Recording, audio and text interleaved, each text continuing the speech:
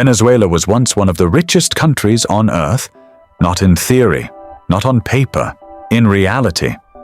In the 1970s, Venezuela was richer than many European nations. Its currency was stronger than the US dollar. People from Spain, Italy, and Portugal migrated to Venezuela in search of opportunity. Today, the same country is associated with hunger, mass migration, gang violence, political repression, and economic collapse. So the question is simple, but uncomfortable. How did a nation with the world's largest proven oil reserves fall this far?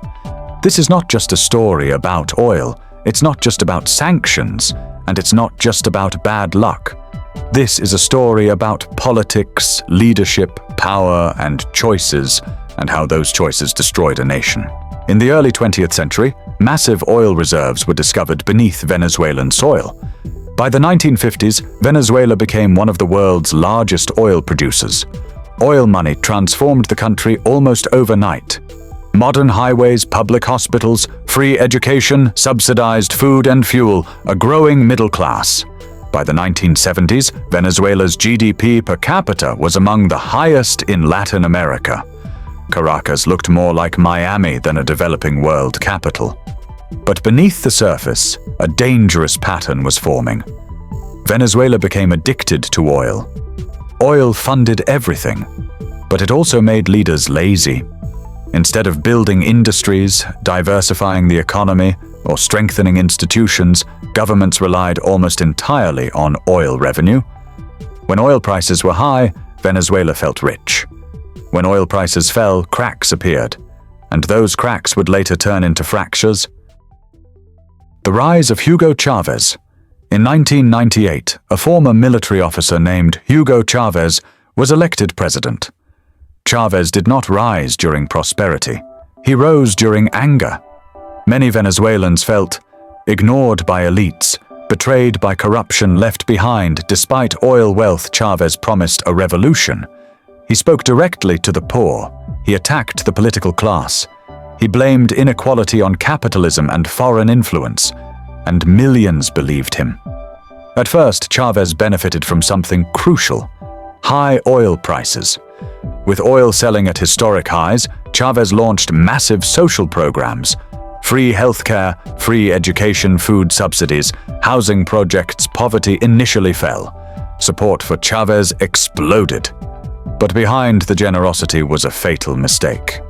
Chávez centralized power. Chávez didn't just want to govern, he wanted total control. He weakened the judiciary, politicized the military, and took over independent media. He rewrote the constitution to extend his rule. State institutions stopped serving the country and started serving the president. Then came the most damaging decision of all: the takeover of Venezuela's oil company, PDVSA. PDVSA was once one of the most professionally run oil companies in the world. Chávez fired thousands of experienced engineers and managers and replaced them with political loyalists. Competence was replaced with loyalty. Experience was replaced with ideology. Oil production began to fall, not because Venezuela lacked oil, but because it lacked expertise. Still, oil money kept flowing for a while. Instead of saving oil profits, Chávez spent aggressively. When prices dipped, the government borrowed. When inflation rose, Chávez printed money. When shortages appeared, he blamed businesses. Price controls were imposed. Companies could no longer sell goods profitably. Factories shut down, imports dried up. The economy became distorted, fragile, and dependent. And then, in 2013, Hugo Chávez died. That's when Venezuela's collapse accelerated. After Chávez's death, Nicolás Maduro, a former bus driver and union leader, took power. Maduro lacked Chávez's charisma. He lacked economic understanding, and he inherited a collapsing system.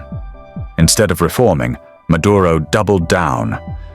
More money printing, more repression, more corruption, more blame placed on foreign enemies.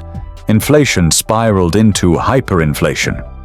At its peak, prices doubled in weeks, salaries became worthless, people were paid with stacks of cash that couldn't buy bread, savings vanished, pensions collapsed, The middle class was erased.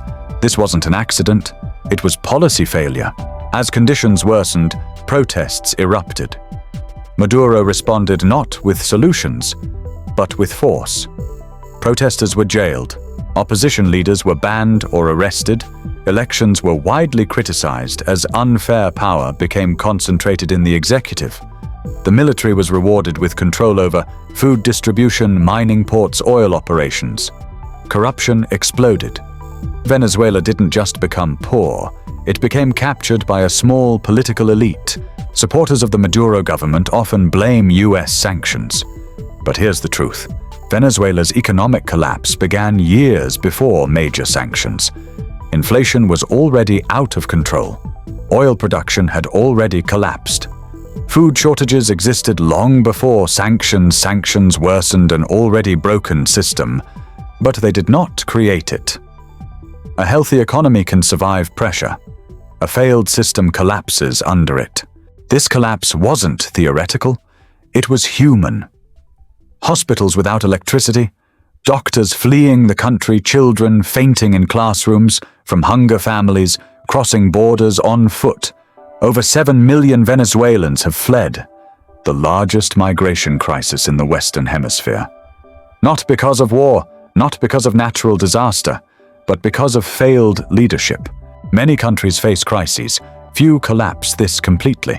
Venezuela failed because power replaced accountability, ideology replaced economics, loyalty replaced competence, leaders prioritized control over citizens.